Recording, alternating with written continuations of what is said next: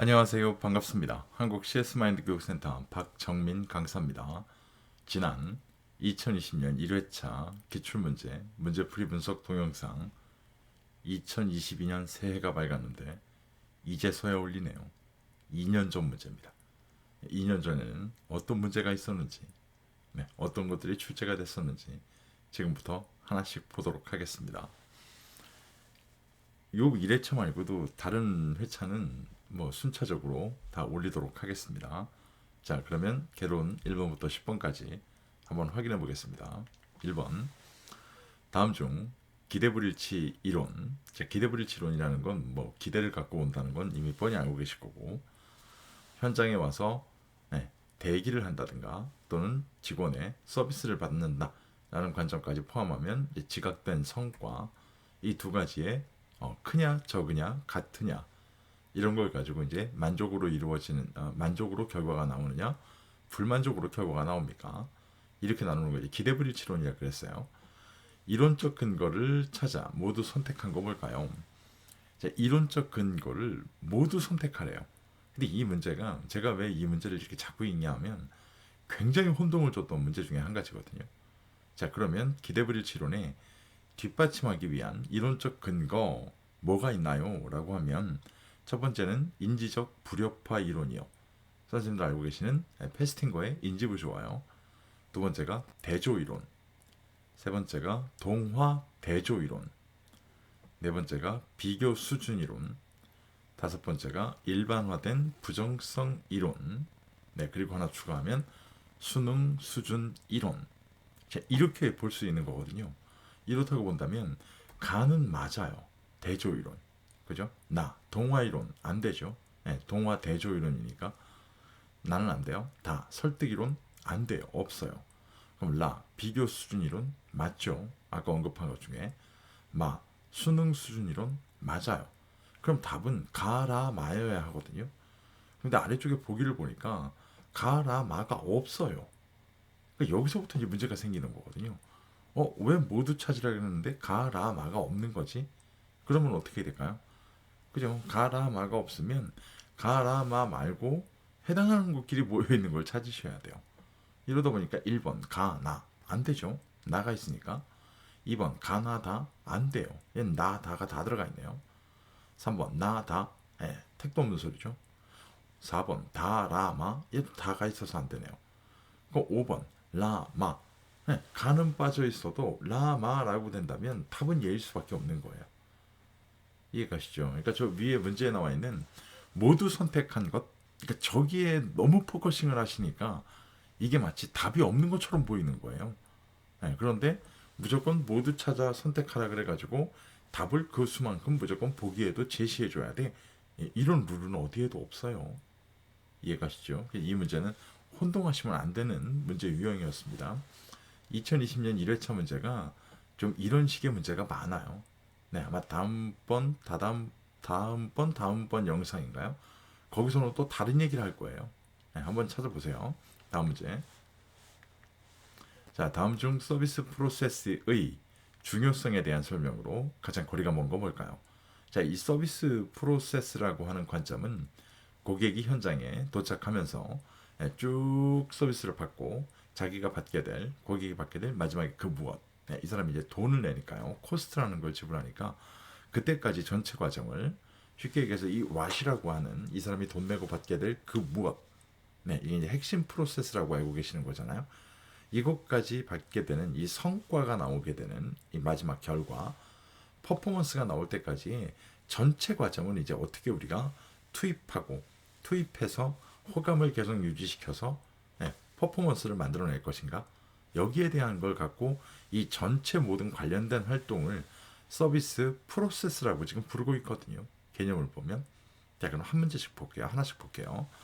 1번 서비스 프로세스는 상품 자체임과 동시에 서비스 전달 시스템 유통의 성격을 가져요. 네, 이건 맞는 설명이에요.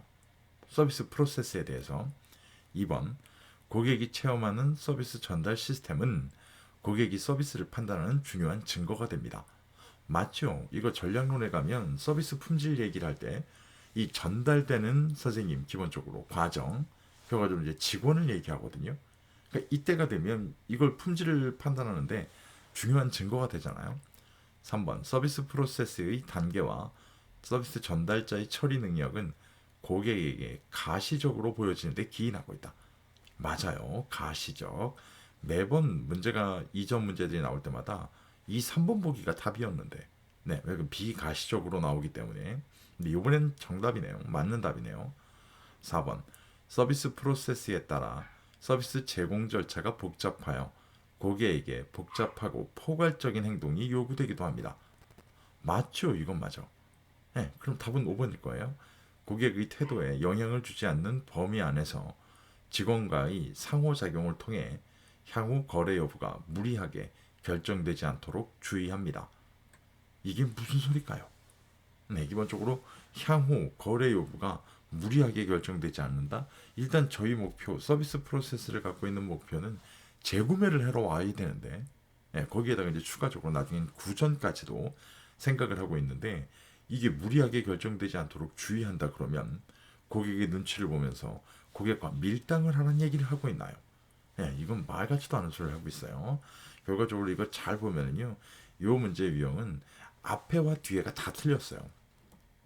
앞에와 뒤에가 다 틀렸어요.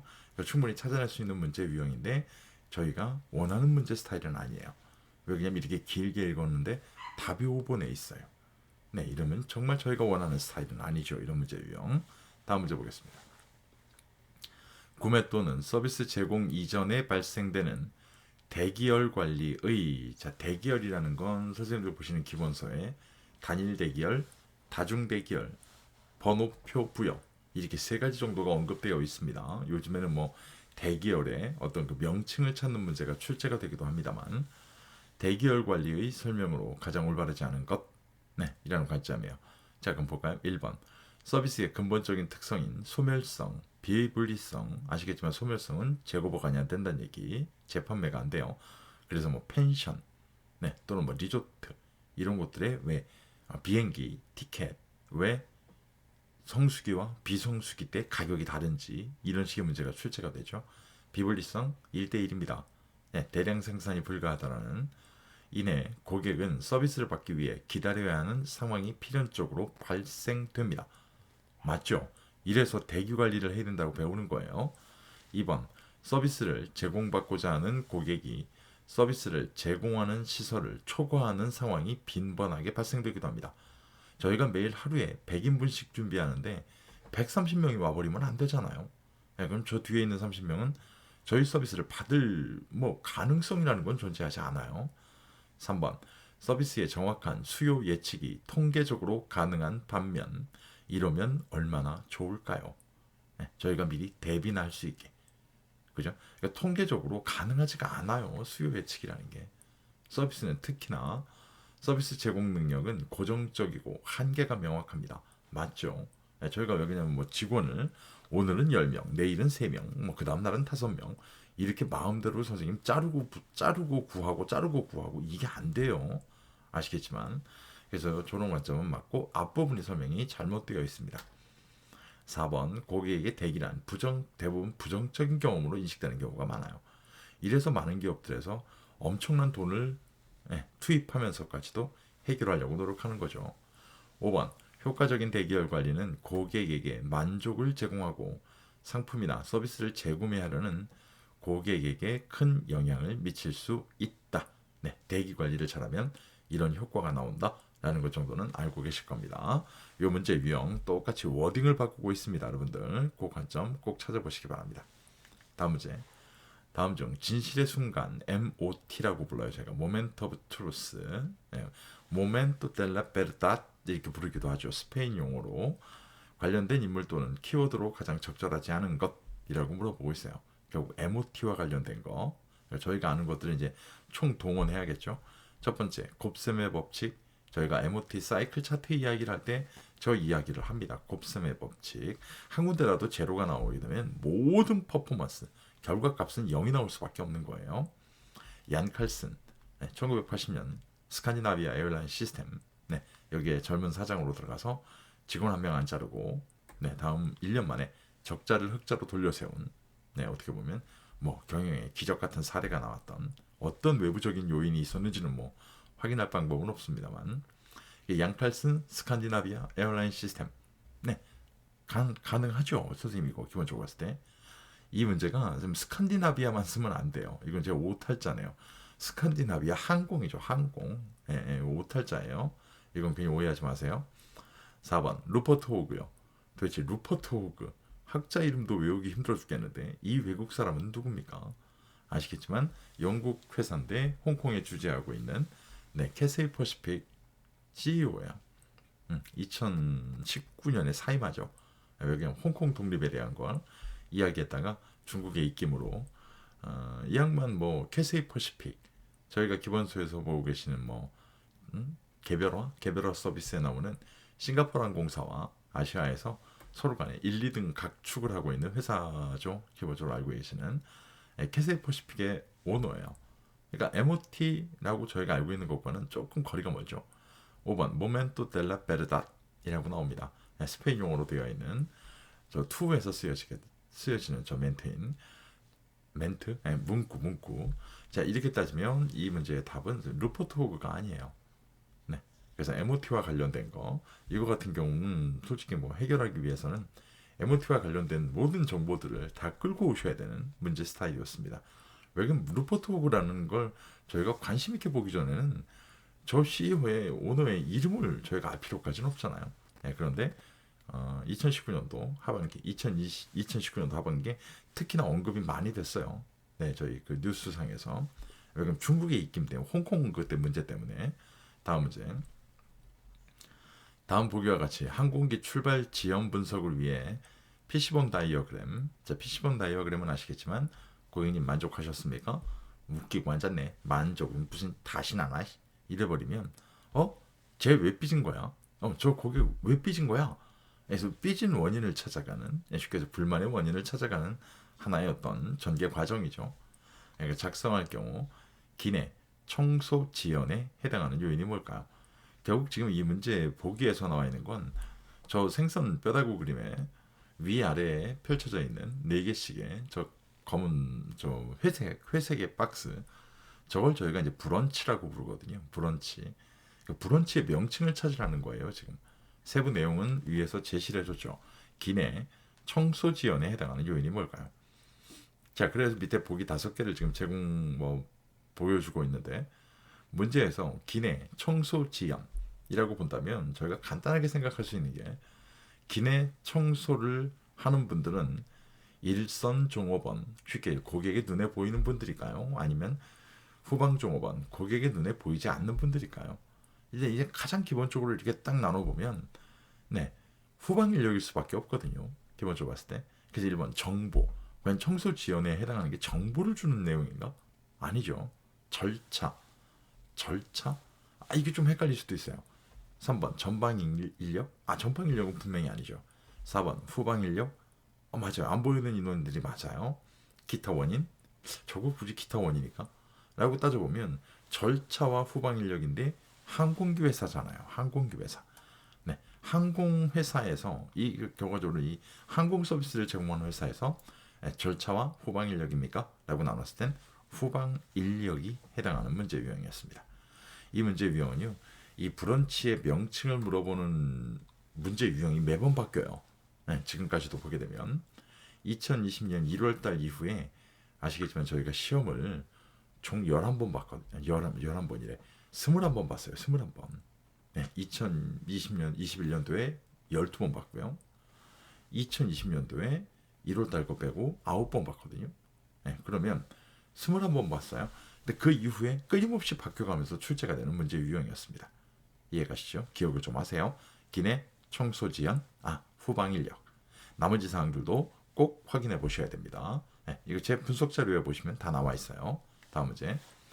다음 중 품질 기능 전개, 자 퀄리티 펑션 디플로이먼트, 1960년대 아키오 요지라고 하는 교수에 의해서 만들어진 창안이 됐고 미쯔비시 중공업의 고베 조선소에 소개가 되면서부터 전 세계적으로는 아니죠. 여기가 80년대부터 미국으로 전파되면서 이게 퍼지기 시작했거든요.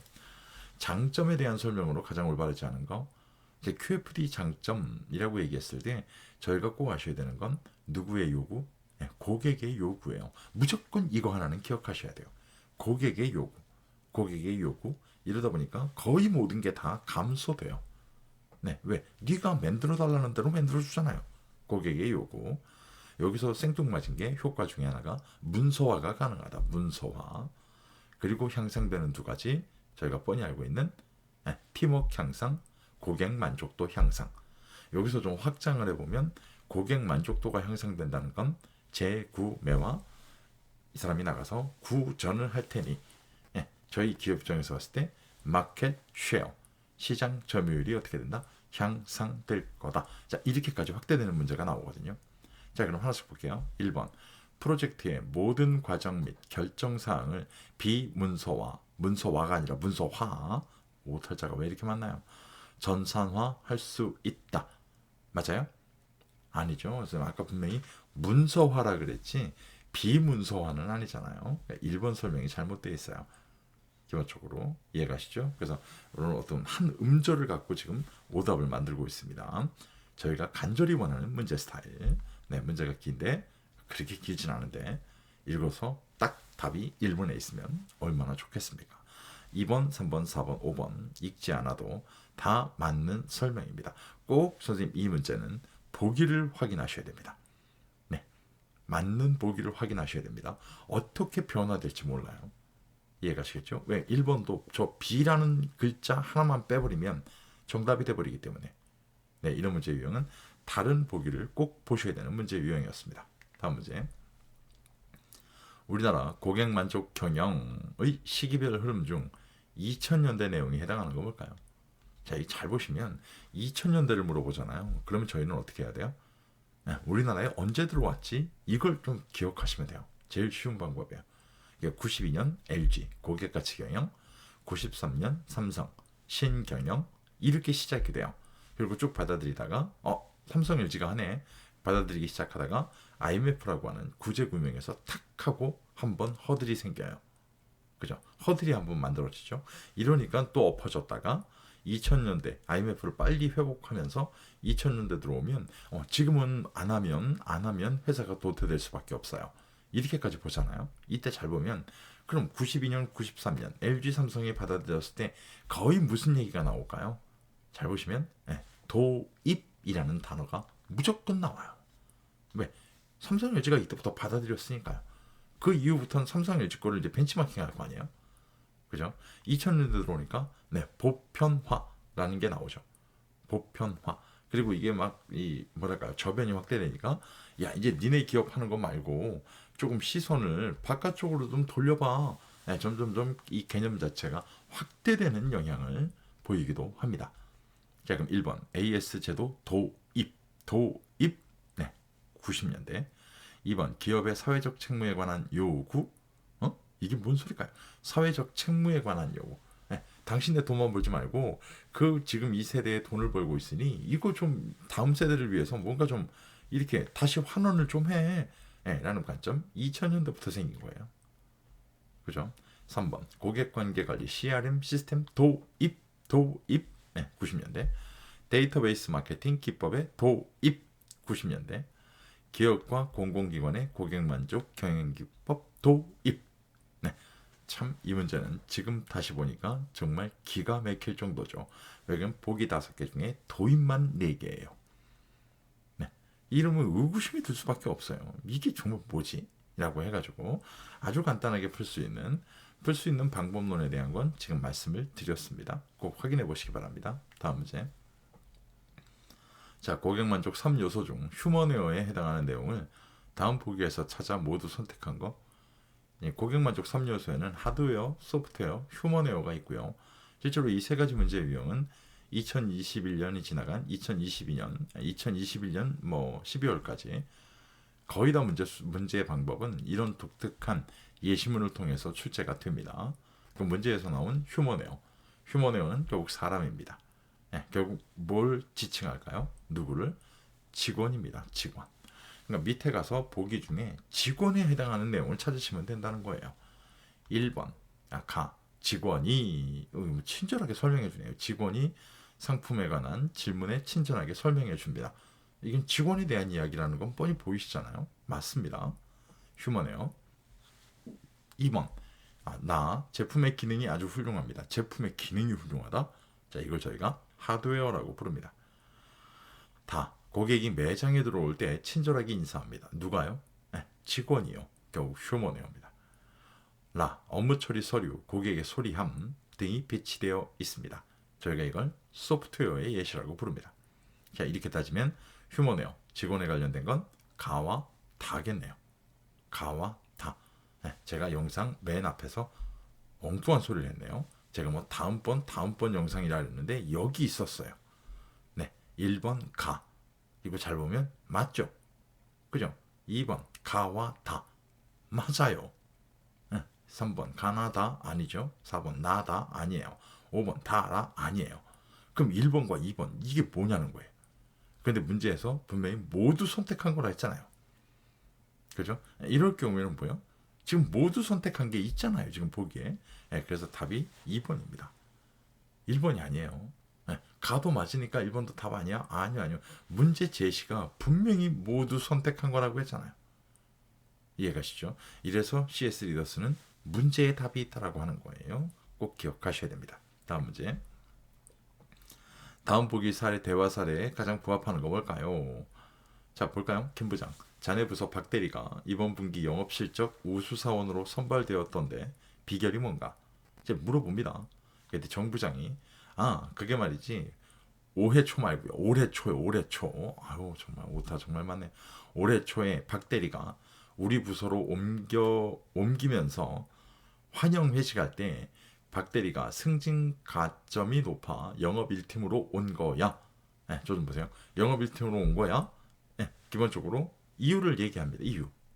네, 이런 이유 때문에 온 거야. 라고 해놓고 한번 열심히 해봐. 라고 슬쩍 말했거든. 네, 무슨 얘기예요? 응원을 하죠.